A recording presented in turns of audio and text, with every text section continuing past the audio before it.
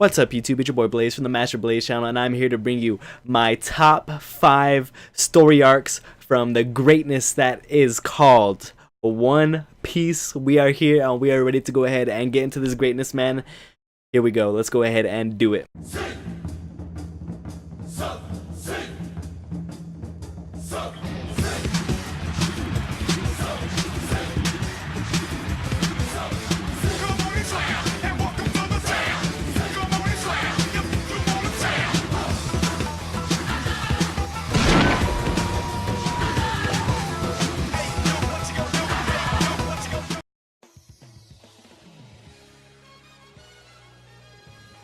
Alright guys, my number 5 for this list is going to be the 25th arc in the series, the Fishman Island arc, baby. Fishman Island has been talked about a lot since the beginning of the series, and we finally got onto it post time skip. This is the first official arc that the pirates, the Straw Hat Pirates, are together again after the 2-year time skip, man. That's why this arc really meant so much to me whenever I was catching up, is because it was their first arc fully together again, ready to set sail and go to Fishman Island, man. After everyone's training, everyone got badass as fuck. The new designs, everything about the fucking Straw Hats, man, were amazing, and I loved it. And another reason why this Fishman Island was one of my favorite arcs again was because it brought back to the racial tensions, man, the big racial tensions, and it even went deeper into it because it wasn't just about the fishermen not liking humans. It told the story of why with Fisher Tiger and Otohime, and man, just everything about it was amazing. I loved the backstory, I loved it all, man, and just seeing the bigger picture about it, was great to see. And then when you're looking at these villains, the villains of this arc, this is probably why it's number 5 for me. The villains of this arc just weren't that memorable. They weren't that great in my opinion. Hody Jones and Vanderdecken, I don't know, man. I don't know. I mean, I do like the premises of Hody Jones, but it's just like, and the new Fishman Pirates, but he was just so, I don't know how to put it. He had no personality other than hate. Hate was the only thing that motivated him, and he had so much hate, he probably didn't even know why he hated the humans. He didn't go through all the backstory and all the shit with the original, the Sun Pirates, man, and I just don't know, man. Hody Jones, he wasn't that good. He had so much potential, but he wasn't that good. He was no Arlong, in my opinion. He really wasn't. We also got a little bit of backstory about Arlong in this too, which was, seeing more about him was cool as hell. Way down the line, you know what I mean, from the Arlong pirate arc. And one thing about Fishman Island too is it was fucking beautiful, man. One of the most beautiful places, in my opinion, in the One Piece universe. This shit was amazing. And the princess Shirahoshi, I'm bad with names, especially One Piece names, man. Like, you guys gotta forgive me on some of these names, man, but the princess, the mermaid princess, man, she was fucking awesome. And we learned that she is actually one of the ancient weapons, Poseidon. That right there blew my fucking mind. It blew my mind, man, and how she can talk to sea kings and all fucking, and she could destroy the fucking world just like that if she really wanted to, man. Is that right there blows my mind, and this is probably another reason why it's in my top 5 arcs for reals. Fishman Island was amazing. And then the last thing I'm gonna talk about Fishman Island was Luffy claiming Fishman Island as his territory. And basically telling that to Big Mom on the phone and saying, "Fuck you, this is my territory." Boop, hung up. And that set up future shit for Big Mom and Whole Cake Island and shit. And I thought that was fucking awesome as hell. So yeah.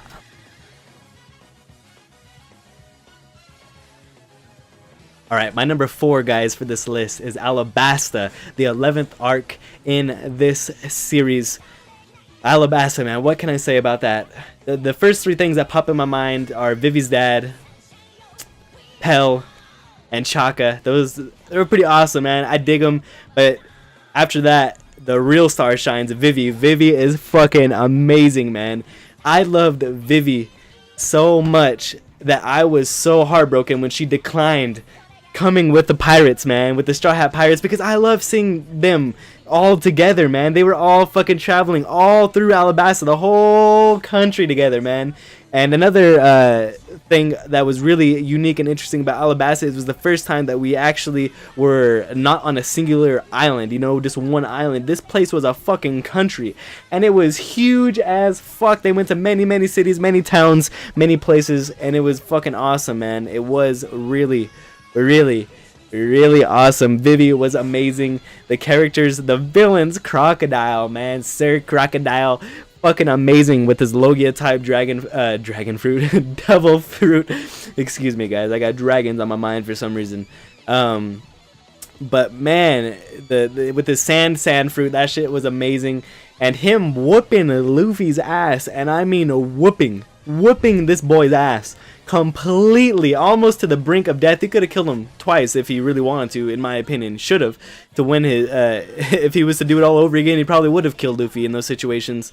But Luffy, the third time, was still getting the dog shit beat out of him, but finally fucking figured out what to do, used his own blood to fuck him up, and finally put Crocodile in his place and punched him through his shit. That was fucking amazing, man.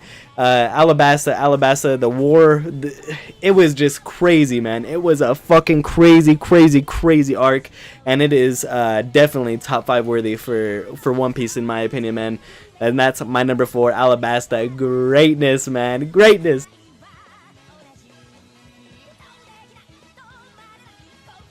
My number 3 for this list is probably going to be a lot of people's number 1s or number 2s for sure. Enies Lobby. Enies Lobby was amazing, man. It really was, because these Straw Hat Pirates weren't fucking like on the edge, running away, kind of fucking backing up, always on the fucking back step, you know what I mean, of danger and shit. They fucking went to this place, which is a world government territory place, a world government territory island. Well, straight went to Enies Lobby and fucking wrecked face, destroyed the fuck out of that place. Fought the government straight the fuck up and said, fuck you, we're taking Nico Robin, motherfucker. That shit right there was amazing. It was so amazing, and the villains in this shit were fucking amazing too. CP9, Cypher Pole 9, man, this shit was amazing. I loved them all. I really did love all the villains and all the fights. The Straw Hats all got to shine, man. They all got to shine. And another reason they got to shine was because they all finally got these power-ups, man. The power-ups, baby. Gear second for Luffy, which was fucking awesome, man. I mean, it was fucking awesome. And then Sanji's what the fuck was it called again? Diablo Jinbei? Janbei, there we go. Sorry guys, man, that fucking attack with this fucking black leg fucking on fire, and he's fucking whipping those kicks out, man. That shit right there was fucking lit. Usopp had fucking his shine, man. He had his shine, I'm telling you. He finally fucking took off that fucking Sniper King mask and was cheering Luffy on when he was fighting fucking Rob Lucci. That shit right there was fucking goat, man. I loved it. And these villains though were one of the first villains in One Piece where you actually sat there and were like, man, these guys, like, the Straw Hats do not stand a chance at all. They just don't stand a chance against these guys. But fucking heart and preservation, man, they fucking got through that shit and got Nico Robin. That was amazing, man. Amazing arc. Enies Lobby, my number 3, baby. Let's go. Oh, I also forgot to talk a little bit about Monster Chopper, the Awakening Devil Fruit. The first one in the series so far. That shit right there was fucking cool as hell. And also Zoro's 9 sword style Ashura, the demon aura. That shit right there was fucking amazing too, man. Like, that shit was good. Enies Lobby, number 3, baby. Oh shit.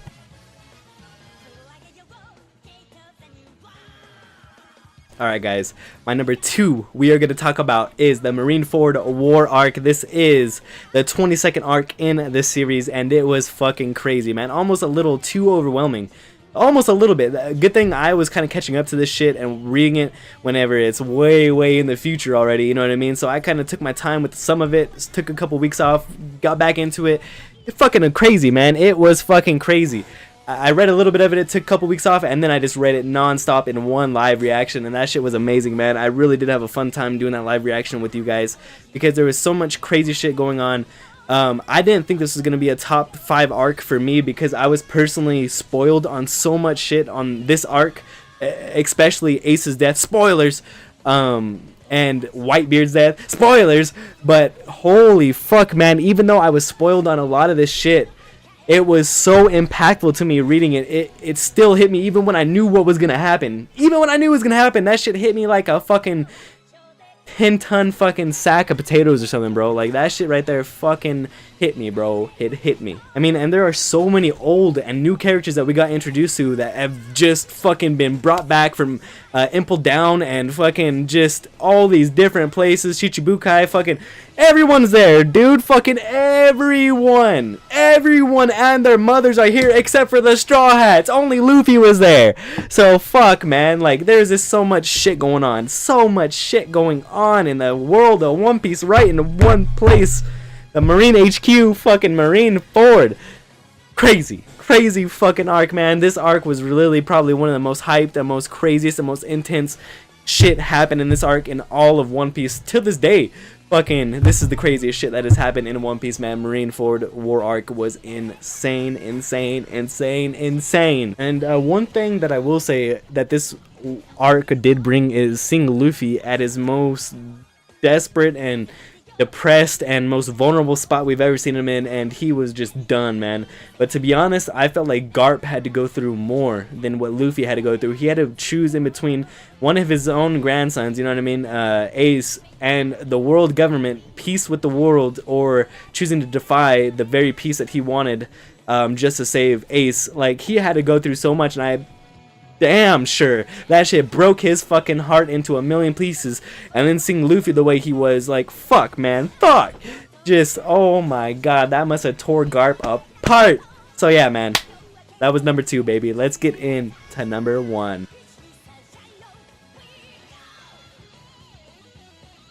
Alright, guys, I don't know how many other people in this world have this as their number 1 favorite arc in One Piece, but for some reason, whenever I watch this, and I watched this with you guys way back in the day, quite a few years ago, I reacted to this on the channel with you guys, if I'm not mistaken, the Arlong Pirates arc. Now that shit right there fucking hit me on another level that I didn't know I could be hit on whenever I was first watching this shit, man. Seeing Nami's backstory was just fucking breathtakingly sad and depressing, and that shit hit me, and that was one of the first arcs that hit me like that in One Piece, and I was like, fuck, okay, I like this shit. I like it. And then getting on to the racist tensions between Arlong the Fishman and humans, and how much of a superiority complex this motherfucker Arlong had towards the humans, thinking that none of them, no matter what human they were just inferior because they weren't as strong, they couldn't fucking, didn't have the best of abilities like fishmen do, and they couldn't even swim that well, and most of the world is in water anyways. Yeah, man, he just had the utmost superiority complex I've ever seen out of any character in almost any manga and anime that I've watched and read. Arlong, man, that shit right there, really, it just made you hate him. It made you hate him so much, it made you want to fucking punch him. So when Luffy finally fucking decked this motherfucker and put him in his place, it was one of the most fucking, like, one of the most best feelings in One Piece, maybe except for the time when Luffy punched fucking St. Carlos. Fuck that guy, by the way. Man, like, that was a satisfying ass beating. And another fucking good part about that arc was whenever Arlong was looking at Zoro's fucking scar from Mihawk, his wound, because it was still bleeding. It ripped the fucking bandages off, and he was like, my god, how is this guy even walking, let alone fucking standing and wanting to fight me? How? This guy is a monster. He's like, I have to fucking kill this man now, or else he will be a danger in the future. And that was for Zoro, not even the fucking captain of the fucking Straw Hats, you know what I mean? And he was like, my god, just blow his fucking mind. And I thought that was a really cool part of the arc. And Johnny and Yasako, they were really cool as fuck too, especially when the village wanted to go storm that bitch and fucking fight, and they were just like, nah, we gotta wait for Luffy and his homies to handle this shit. You guys aren't getting through. I thought that was really cool. And this, by the way, is the 5th arc in the series of One Piece. So 5 arcs in, man, is my favorite arc of the series so far. A lot of people would think that Dressrosa would probably be my #1 favorite, or at least in my top 5, but it just wasn't, because like Marineford, I just was spoiled on so much shit. Gearforth versus Doflamingo, fucking the toy, not the toy factory, yeah, the fucking toy factory, and all these fucking fake devil fruits, the fucking Coliseum, fucking Sabo. I mean, I got spoiled on literally everything in Dressrosa, and when I read through it, I still did enjoy it, but it just wasn't enjoyable as these other arcs for me, man. It just wasn't, and this is my top 5. You guys in the comments down below, let me know your top 5. I would gladly fucking go and discuss them with you guys in the comment section. If you guys like this video and you guys love One Piece, make sure you guys give a like, comment down below, subscribe to the Blaze Army if you haven't already. I am Audi's 5000. Peace, and remember to always stay Blaze.